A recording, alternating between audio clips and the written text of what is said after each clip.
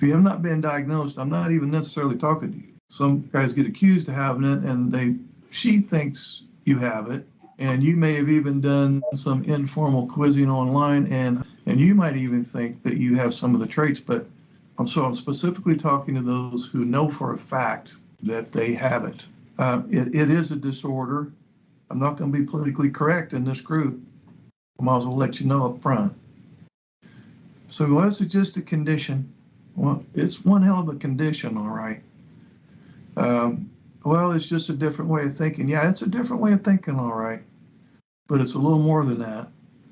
It is, I'm not sure which angle to come at it from because there's so many ways to describe it. One way to describe it would be it's a disorder of emotional literacy and social skills. That's not to say you don't have any emotions or that you don't understand emotions or that you don't have any social skills, but not to the level she does. She's way up here with social and emotional intelligence. You're not up there. She's way up here with social and emotional skills. That's not you. She's up here with social and emotional needs.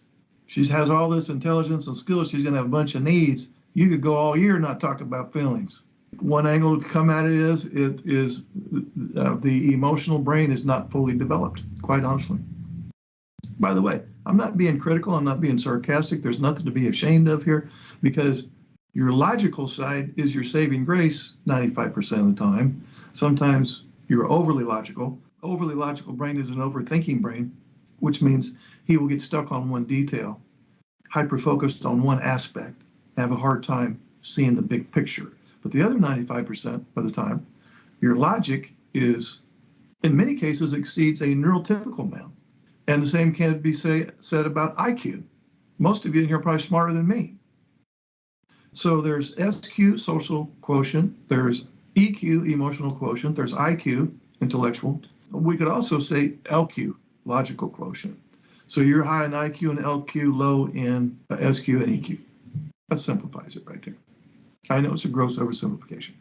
And you pass for a neurotypical in almost all cases except one, her. Because she's riddled with social and emotional nuances, and that's your weak spot. She is full of emotional intricacies, and you have to be firing on all 8 cylinders with your EQ and SQ and dealing with her. You probably don't have 8 cylinders. And she has accused you of what?